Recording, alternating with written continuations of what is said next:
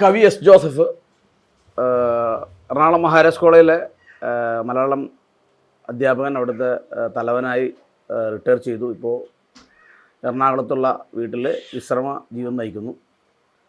അദ്ദേഹത്തെ കവിതയിലും സാഹിത്യത്തിലും അതുപോലെ തന്നെ സാംസ്കാരിക ജീവിതത്തിൽ ഇടപെട്ടത് സംബന്ധിച്ച കുറച്ച് കാര്യങ്ങളാണ് സംസാരിക്കാൻ ഉദ്ദേശിക്കുന്നത്.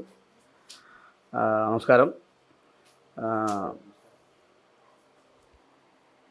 ഒരു ഉത്തരാധുനികയുടെ കാലത്താണല്ലോ നിങ്ങളെല്ലാം കവിതയിലേക്ക് വരുന്നത്.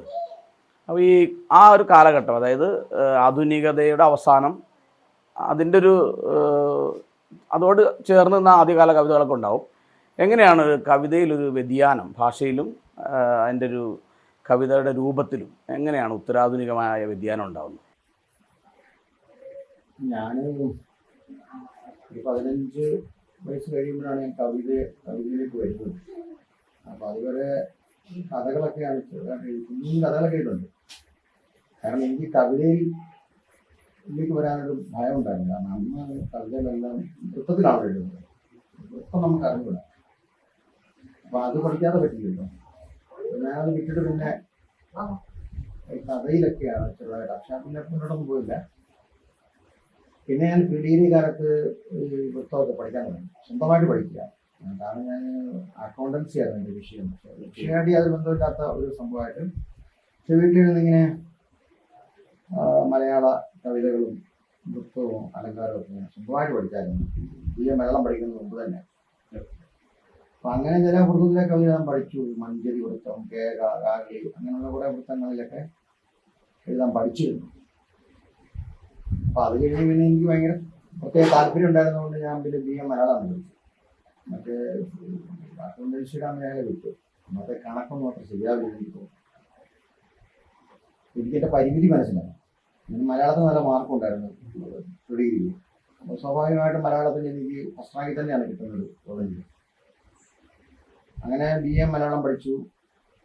ആ സമയത്താണ് എനിക്കൊരു സുഹൃത്തിനെ കിട്ടുന്നുണ്ട്. അതായത് ഞങ്ങളുടെ നാട്ടിലൊരു കോളനിയിൽ ഈ കവിതയൊക്കെ എഴുതുന്ന ഒരാളെന്നെ പരിചയത്തെ വെച്ചു. പുള്ളിയുടെ പേര് തങ്കച്ചൻ എന്നാണ് സാധാരണ വിളിക്കുന്നത്. പക്ഷെ പുള്ളിയുടെ ശരിക്കുള്ള പേര് പരമേശ്വരൻ എന്നാണ്. ഈ കാർപ്പൻ്റർ വിഭാഗത്തിൽപ്പെട്ടവരാണ്. പുള്ളിയുടെ വീട് ഇവിടെയൊന്നുമല്ല. പുള്ളി അങ്ങ് പാലായ്ക്ക് അപ്പുറത്ത് ഏതോ സ്ഥലത്തുള്ളതാണ്. ഞങ്ങളുടെ നാട്ടിൽ വന്നൊരു കല്യാണം കഴിച്ച് പുള്ളി ജീവിക്കുകയാണ്. പുള്ളി ചെറുകിട വീടുകളൊക്കെ ജീവിക്കുന്നു. പുള്ളിക്ക് 2 പ്രത്യേകതയുണ്ട്. ഒന്ന്, പുള്ളി നല്ല അക്ഷരങ്ങളാണ് പുള്ളിയുടെ കൈവശം. പിന്നെ പുള്ളി ഭാഷ നല്ല രസിച്ചാണ്. അക്ഷരത്തൊന്നുമില്ല. പുറത്തൊക്കെ അറിയാം. പുള്ളി എങ്ങനെ ഇത് പഠിച്ചതാണ് ചെറുപ്പത്തില്. എങ്ങനെയോ ഈ കാർപ്പൻ്റർമാരൊക്കെ ആ മേഖലയുള്ളവർക്ക് സംസ്കൃതവും ഭാഷയൊക്കെ അറിയാറുണ്ട്.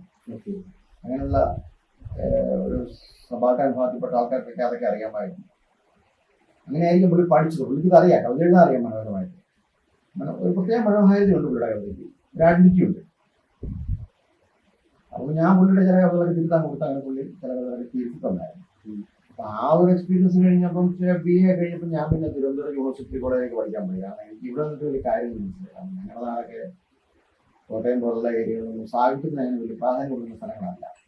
സാഹിത്യം നിർമ്മിക്കുന്നുണ്ട്, പക്ഷെ അച്ചടിക്കുന്നുണ്ട്. പക്ഷെ പത്രങ്ങളുണ്ട്, മനോരമയുണ്ട്, അതുപോലെ പല പത്രങ്ങളുണ്ടല്ലോ. ജീവിയുടെ ആസ്ഥാനമാണ്, അക്ഷരങ്ങളുടെ ഒരു ആസ്ഥാനമാണ്. അക്ഷര നഗരി എന്ന് പറയുന്നത് തെറ്റൊന്നുമല്ല.